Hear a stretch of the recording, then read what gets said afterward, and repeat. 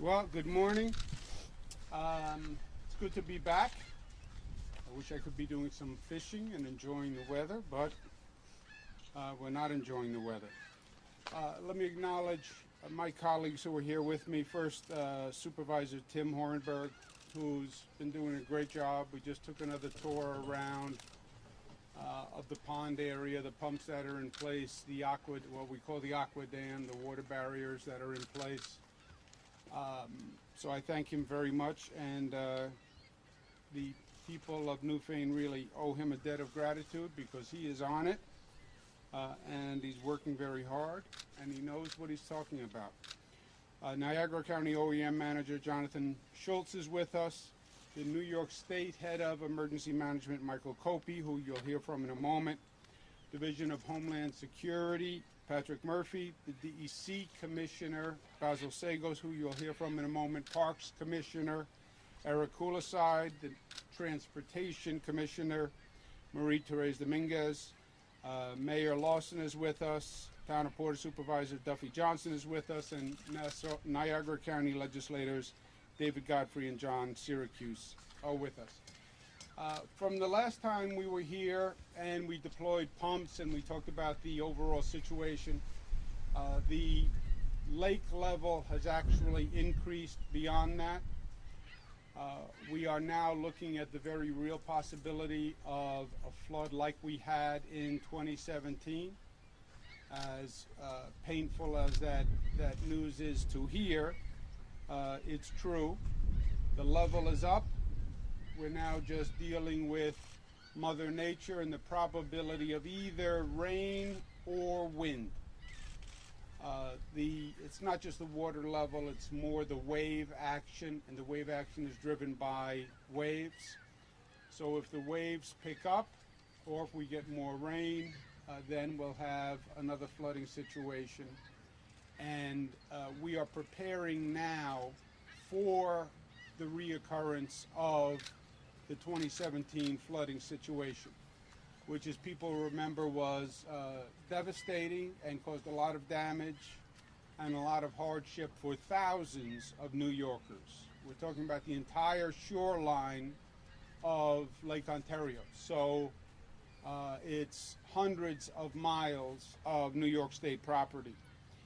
The only course of action and the best course of action is to do everything we can to be prepared before the flooding actually happens.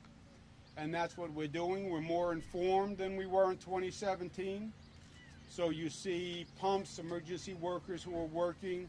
The volunteer firemen have been doing a great job. The local first responders have been doing a phenomenal job. Hundreds of thousands of sandbags have been put in place, and that's really a tribute to the local fire personnel and the local emergency workers who have been doing a great job. I'm going to declare an emergency order for the affected communities. The emergency order does several things. Number one, it sets a maximum speed limit of 5 miles per hour, 1,000 miles from shoreline. The last thing we need are boat wakes creating additional waves or aggravating waves. Localities can set the limit lower than 1,000 feet if they think they need that to protect their community. So we'll have a statewide limit, but then localities can reduce that limit as they see fit because they do know best what their local conditions are. Supervisor just had us by Headley Boatyard, and you can already see the water coming over. We already have a problem. So we'll leave it to the localities if they want to further reduce that limit. The emergency order also allows us expedited procurement. We used the product in 2017 that was quite successful. We've started deploying it now. Those aqua dams, the temporary dams, we're going to be acquiring more of that and installing several thousand feet in addition to what we've already installed over the next few days. The emergency order also gives us flexibility in dealing with local governments and with private property. A lot of the precautions we want to take will be on private property, installing aqua dams, etc. So the emergency order gives us additional flexibility for that. The main agencies involved for us are DEC and Homeland Security. And I want to thank Commissioner Murphy and Mike Copey very much, and Commissioner Bazosegos for doing a great job. We also need the help and cooperation of local governments and homeowners. We had, after 2017, approximately 4,000 properties damaged. If you are a homeowner or a business that was damaged in 2017, prepare for a redux of the same situation. The flooding will come where the flooding came. Let's do everything we can to get ahead of it and be prepared for it. Once the flooding happens, it is too late to put precautions in place. You can't get people in there, you can't get equipment in there. So the time to prepare is now. And depending on the forecasts, we're looking at the potential flood levels as soon as this week, later in the week. We have a number, 518-292-2200, 292-2200, that's 518. If homeowners are in the path of damage, contact your local government officials, have them contact the state. We will get you what you need. We're going to have more National Guard, more equipment, more pumps, more aqua dam. We have more sandbags, anything you could need, but the time is now. Often in these emergency situations, everybody hopes for the best. I hope for the best, but we have to prepare for the worst. And again, we went through this in 2017. Replay that video. If you need help, let us know now. We have the personnel, we have the equipment, but we need to know from local governments and homeowners where to help. The only bright spot is the IJC actually has a New York member on it now, Jane Corwin. I say amen to that. In Italian, we would say finalmente, finally. Jane Corwin will at least be a New York voice on the IJC. She's from Western New York. I worked with her when she was in the State Assembly. And at least now we'll have someone arguing New York's case, because I believe New York has gotten the short end of the stick, or the high level of the lake, however you want to look at it. But we need someone to fight for us, and having a New Yorker on the IJC, I think, is going to help. With that, I'm going to turn it over to Mike Copey, who's head of emergency services. Then you'll hear from DEC Commissioner Bazosegos, then from Supervisor Horenberg. Thank you. Thank you, Governor. I appreciate it. As the Governor said, he's going to be issuing an executive order. This order will allow us to expedite acquiring additional water barrier type products that will prevent erosion and prevent flooding, similar to what we have set up here in this community right now. Right now we have over 6,000 feet deployed amongst the 8 counties. We'll be purchasing additional thousands of feet of this.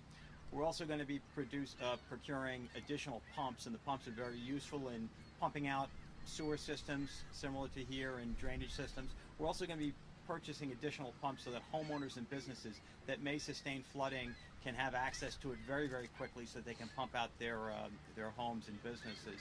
Additionally, as a result of this order, we will be deploying an additional 200 guards people. They're going to be directed to be available for immediate deployment, so that they can assist not only with the preparations, but should flooding occur, as we expect, that they will be ready to respond immediately. Thank you, Governor. Thank you, Governor. Governor said it right. Just getting ahead of this right now is really important for businesses, homeowners, and municipalities. So 2 weeks ago, I signed what's called a general permit that enables anyone who has shoreline damage to come to DEC and get a really quick authorization, get coverage to begin doing emergency shoreline work. What I want to emphasize today is don't wait for that major damage to start occurring and then come to us afterwards. Come to us now. You see a situation that's presenting a danger to your home, your property, you need to do a little rebuilding on the waterfront. Please do that. Please reach out to us. Go to our website. It's www.dec.ny.gov. You'll see right on the website there's all the information you need for this general permit, getting coverage under it. Reach out to our regional permit administrators. We've got an RPA in each of the regions here. You'll get some quick action from us. We understand exactly what you're going through. Our engineers are ready to help you get through this problem and hopefully protect your assets moving forward. Thank you, Governor. Thank you. Supervisor? I'd like to thank the governor for taking his time to come to our small community. This is twice now. We're getting to be pretty close, please. Yeah. Yeah, we are. But all the agencies have supplied the town of Newfane with more than enough stuff that we need to prepare for what we think could be the worst situation. You know, I'd like to thank Jonathan Schultz, our county director of emergency management. He's on the job 24/7. Guy's always around. Our volunteer fire department, based in the back, and John Miller, our highway superintendent, they do it 24/7 too. If it wasn't for them, we certainly wouldn't look near as good as we do. And I appreciate everything everybody's done, and I appreciate everything, Governor, everything you have sent to our little community. Thank you very much. Thank you. I have a bone to pick with the supervisor later. They had a fishing tournament this weekend. Nobody invited me. They need help now for the flood. They invite me today. Any questions for myself or any of my colleagues? Yes, sir. Good morning. Good morning. Your emergency order will allow the state more flexibility. What kind of flexibility would this allow the state to perhaps come in and take measures on private property if it just simply needs to? What are we talking about? No, the flexibility is primarily on procurement. You know, for the state to buy something, normally you have to go out to bid, and it's weeks or months of bureaucracy. We need more aquadam, the water bladders. We need them quickly. So it gives you flexibility to buy more of those water barriers, more pumps, etc. And in dealing with private homeowners, you have private homeowners who need us to be able to install state material, the aquadam, on their property. And this allows us to do that. With or without their permission? You know, we don't install material that the homeowner doesn't want and need. But if I just guess what I'm saying, Governor, is if you have a situation where the homeowner says, you know, I don't want that thing on my property, I don't want them building anything, but the water's coming in, the state would have the authority to say, listen, we understand, but we got to get this built. No, that homeowner would have their home washed away. If they were, if they were insane and they said, I want my home to wash away, they would have their home washed away. Just to clarify a little bit what the governor's saying, on the high bank areas on both sides of our community and all the way along the lake, sandbags and aquadam are not going to help. You know, we can't put them on top. The ground's going to get eaten from underneath. And as sorry as it is, there's nothing we can do about that. You know, the low areas, you'll see the aquadam over here, where it flows in moderately or whatever, and we'll set it back to catch the waves. But when you get on the high bluffs, and Jonathan will tell you, it's a waste of time to put sandbags out there because they wash away like that. And it's a lot of waste of manpower and supplies for something we know is not going to work. So when the governor said call the local officials, sometimes we have to say, we can't help you. You know, it's what's going to happen. And then if something major comes up, the first ones I call is the fire department. But there's certain situations that we're subject to the weather in the high water period. Thank you. Thank you. Governor, it's been said by Excuse me a second. The supervisor's point is very, very well taken. There are some situations that we just can't protect the land, given the geography, etc. but at least let us protect those areas that we can. And just to follow up on your question, there's never been a time when this is only homeowners who want assistance and need assistance.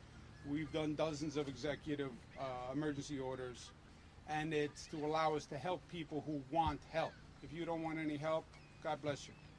It's been said by you today and just about everyone else I've talked to in the past few weeks that we're better prepared than we were 2 years ago. Can you give me an example of something we're doing now that we weren't doing 2 years ago prior to the flooding? Well, look, first,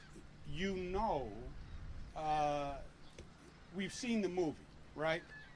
So you know where the water is going to come physically and geographically, right? We were talking about Headley's Marine, Sodas Point. We've gone through this in Sodas Point. You know the low-lying areas. You know when the wind picks up, where the waves are going to come. So that's a tremendous advantage because it gives you the opportunity to target those areas. Also, we've gone through this in terms of where the water is going to come and how do you remove it. So we just have more expertise in terms of water management and pumps, etc. And we also have more personnel, more equipment, combined with additional knowledge. Like the DEC reforms that they've put in place, allowing people to do work now to protect their property under a general permit. We didn't know anything about that in 2017. The use of these portable dams, which are really new technology. We started those in 2017, but we're using them to a greater extent now. In terms of targeting areas, Supervisor Horenberg, we just did a tour. We know where it's coming, and we know what we need to do to move it. With the caveat that the supervisor added, some of these things are unavoidable, just because of the force of the water, etc. But you do the best you can. Governor, anecdotally, we've heard from businesses and homeowners that are still either trying to work through a claims process from 2017 or have had it granted but haven't received their money to do the work yet. What happens to those people that now have the same damage coming to the same property and they haven't finished that claims process? Well, you have two claims processes, if you will. Most of the claims you're talking about are federal claims. They're FEMA claims, where businesses, we worked very hard to make the area eligible for federal reimbursement, but then the federal government sends you a whole packet of paper and you have to go through all the application process, etc. And you have many places that have not yet received their federal grants or are pending, etc. I would love to say that I can help you with the federal government. I can't. I can send nasty letters asking them to expedite it. We can talk to our congressional people, but obviously I can't be of direct help on the federal side. On the state loans, those were primarily residential. That money has been dispersed, and we've actually allocated additional funds because we needed more money than we thought. We've spent about $100 million repairing for 2017. Well, I just want to make sure. So you have a lot of homes that were rebuilt by the state. Those same homes are now again in the path of the potential flooding. That's why we're talking about doing the protection work up front. We're also going to have to talk about understanding that this is no longer the exception, it is turning into the rule, right? Just think about this. 2017, that was only 2 years ago. And we're going through this again. And it was $100 million 2 years ago. We've now spent millions on protective equipment, etc., personnel. But if this is a change in Mother Nature, and these floods are going to continue, whether or not the IJC actually gets responsive or not, then we have to think about how do you use the shoreline and modify the shoreline so every couple of years we're not getting damaged and we're rebuilding. I'd rather spend more money and change the shoreline to have real protections so we don't do this every few years. Will there be any? We were here a couple of weeks ago. You talked about wanting the IJC to do something. Now, of course, they did add Jane Corwin, but have they done anything else to alleviate this situation that you're aware of? Look, I don't mean to be harsh with the IJC. I'm sure they think they're doing the right thing. Since we were last here, the situation has gotten worse. Now, the IJC can say, well, we continue to release water, we released more water, they have a problem with Canada, etc. But from my point of view as a New Yorker, and I represent the people of New York, it's gotten worse. So I understand they have to balance a lot of needs. I'm concerned with New Yorkers, and my job is to protect them and fight for them. And the situation has gotten worse. The lake has gotten higher, and now as soon as the wind picks up, we have a real problem. And I've said to them 100 times, I don't know why you don't release more water earlier. Because whatever the inconvenience there, it can't be as bad as flooding thousands of people's homes. And that was 2017, thousands of people's homes. Even now, you've done incredible damage to the town. Tourism is down, the economics are down, many of the dock spaces are not available. Tremendous damage has already been done. Already been done. And that's what the IJC has to understand. Go- Will today's declaration carry into the lower Niagara River? There is flooding existing in the river No, right? now, affecting businesses up towards the start of No, it would not include the lower Niagara, but for right at the mouth, where it's commensurate with the lake levels itself. Will there be any changes or consideration to changing the process of getting Empire State Development grants to help homeowners on the lakeshore, to help them get that money quicker than, say, 2 years ago? Well, we don't have a program yet to do flood repair, right? In 2017, we had the flood. We saw the damage. We then designed the program in the state and passed the program to help homeowners. That was a one-time program, 2017. First, hopefully, we're still hoping, we're preparing, but we're hoping that we don't have significant flooding. We're doing everything we can to prevent as much damage. If we do have that flooding and we do have that extensive damage, then we're going to have to revisit what the state can do to help. But there is no program in place to help homeowners who may be damaged. I don't want to deal with that reality yet, you know. All right, guys. Okay? Thank you very much, and thank you to the volunteer fire people and the highway people and the transportation people who have been doing a great job. Let's keep our fingers crossed, but in the meantime, do everything we can together. Thank you.